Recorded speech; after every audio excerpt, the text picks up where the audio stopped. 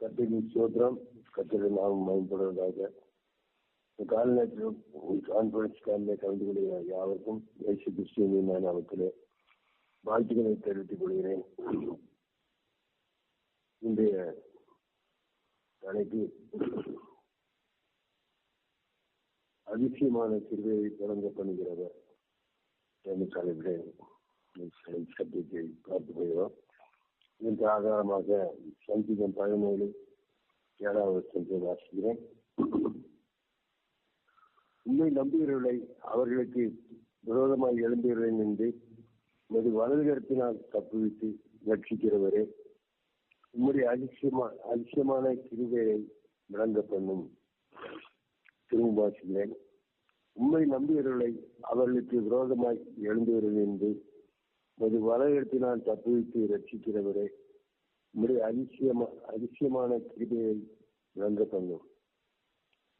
ஒரு சந்தர்ப்பத்திலே பார்க்கும்போது தாவீதுக்கு ஏராளமான சத்துருக்கள். இந்த சங்கீதத்தின் தலைப்பிலே பார்க்கும் போது தாவீதின் விண்ணப்பம் என்று சொல்லி எழுதப்பட்டிருக்கிறது. இதாக தாவீது சில சந்தர்ப்பங்களிலே பார்க்கும்போது என் சத்துருக்கள் என் தலைமயிரும் அதிகமாக இருக்கிறார்கள் என்று சொல்லுகிற காயத்தை பார்க்கிறோம். வாசான் தேசத்தை பலத்த தீரை எருதுகள் என்னை சூழ்ந்து கொண்டது என்று சொல்லி பார்க்கிறோம். அதுபோல இந்த சங்கீதத்தின் கூட 12வது வருஷத்தை பார்க்கும்போது பீரியலுக்கு அவருடைய சிங்கத்துக்கும் மறைவிடங்களில் பதிவிக்கிற பாலசிங்கத்துக்கும் உத்தாவிக்கிறார்கள் சொல்லி அப்படியாக அவருடைய சத்துக்களை குறித்து எழுதுகிற காத்த பார்க்கலாம். இப்படி சத்துக்கள் என்று சொல்லும்போது அந்த சொந்த மகன் அப்சலமே ரத்னமாக வருகிறார்.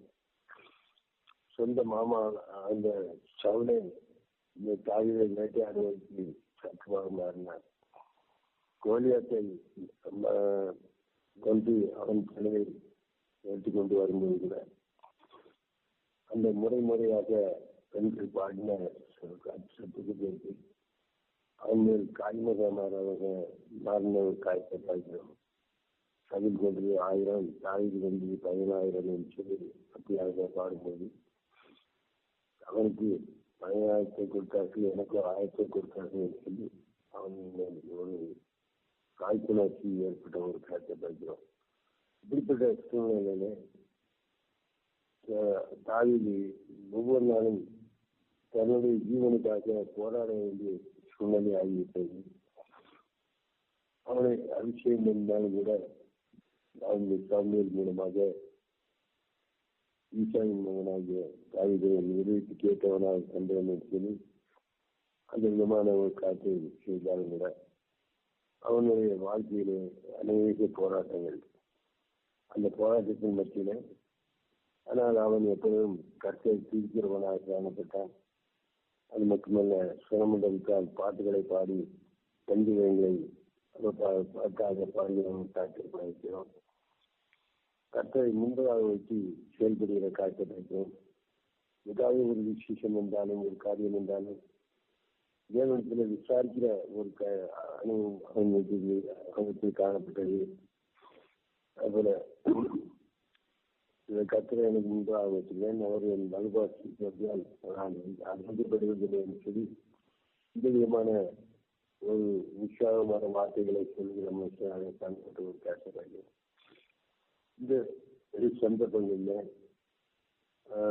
தாவீது அநேக போராட்டத்தின் மத்தியிலும் போராடி வாழ்ந்தாலும் கூட ஒரு சந்தர்ப்பத்திலே மிக முக்கியமான கட்டத்திலே அவனை சவுளுடைய ஜனங்களும் வளைந்து கொள்கிற ஒரு காட்சி வைக்கிறோம். தாராளமாக 1 சாமுவேல் 23 சில வசனங்களை வாசிக்கிறேன். 25வது வசனத்திலிருந்து வாசிக்கும்போது சவுலும் அவன் மனுஷன் தாவீதை தேடி வருகிறார்கள் என்று அங்கு அழைக்கப்பட்டது. அவன் கண்மலையிலிருந்து இறங்கி மாகோன் வனாந்தரத்தை தங்கினான். அழைத்த சவுல் கேள்விப்பட்டு மாகோன் வனாந்தரத்திலே தாவீதை பின்தொடர்ந்தான். சவுல் மலையின் இந்த பக்கத்திலும் தாவீது அந்த பக்கத்திலும் அவன் மனுஷரும் அதன் அந்த பக்கத்திலும் நடந்தார்கள். அவனுக்கு பத்தியோட தாலியை தீவிட்ட போது சவுலும் அவன் மனுஷரும் தாலியையும் அவன் மனுஷரையும் பிடிக்கத்தக்கதாக அவனை வளைந்து கொண்டார்கள் என்று சொல்லி இப்படி ஒரு காரணமாகிறோம். தப்பி போகக்கூடிய சந்தர்ப்பங்கள் எதிர்பார்த்தால் கூட தாவீதும் மனுஷரும் தப்பி போக முடியாத சூழ்நிலை சவுலோடு வந்தவர்கள் சவுலும் மனுஷரும் அவங்க வளைந்து கொண்ட ஒரு காரணமாகிறோம்.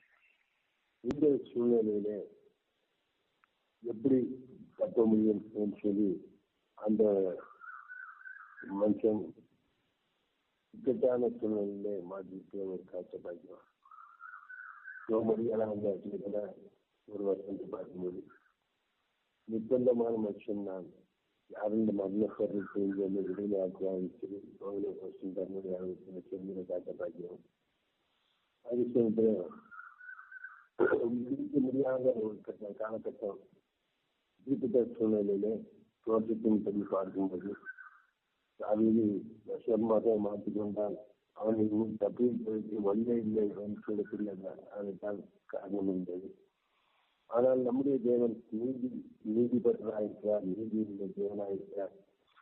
அவர் வருகிறதுனால அந்த அவன் அன்பா இருக்கிறவர்களை தப்பிக்கிற தேவனாயிருக்கிறார் சொல்லி செஞ்சோம். 17 வருஷத்தை வாசித்தோம். இதுல அவனை அந்த விதமான காய்ச்சலுக்கு தப்பிக்கிற ஒரு காய்ச்சல் படிக்கிறோம். அடுத்த வருஷத்தை வாசிக்கும் போது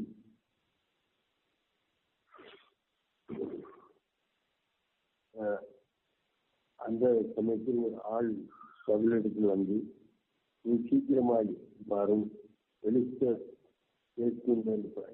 படையெடுத்து வருகிறார்கள் என்று காய்ச்சி சொல்கிற காட்சிப்படுத்தும். வெளிச்ச படையெடுக்கிறார்கள் என்று சொல்லி பேசின் மேல் படையெடுக்கிறார்கள் என்று சொல்லும்போது அவன் அநேக காலத்தில் யோசித்திருப்பான். அவங்க பிடிக்கக்கூடிய சந்தர்ப்பத்தில் பிடிக்க முடியாமல் போய்விட்டது என்று சொல்லி அந்த விதமான காட்சியை யோசிப்பான். ஆனால் கிறிஸ்தர் படையெடுத்து வந்தால் நாட்டில் உள்ள காரியங்கள் எல்லாம் கொள்ளையடித்து விடுவார்கள், நாட்டை பிடித்து விடுவார்கள், நாடு நமக்கு இல்லாமல் போய்விடும் என்று சொல்லி அந்த காரியை தொடர்வதை விட்டு அந்த விதமாக கிறிஸ்தரிடத்தில் யுத்தம் பண்ணுவதற்காக சொல்லுகிற காட்டப்படுகிறோம். இப்படி பார்க்கும்போது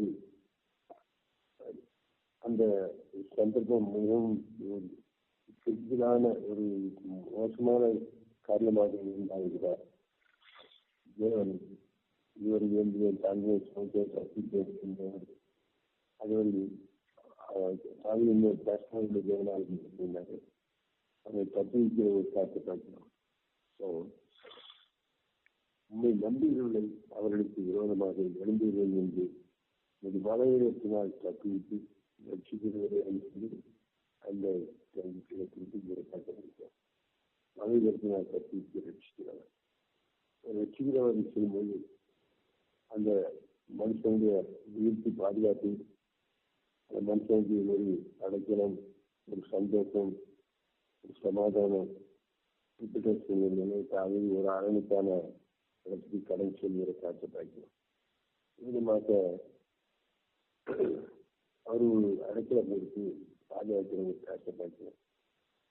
இந்த ஐக்கியமான பிரிவை வழங்கப்படும் என்றால் ஐக்கியமான காரியத்தை வழங்கப்படுகிற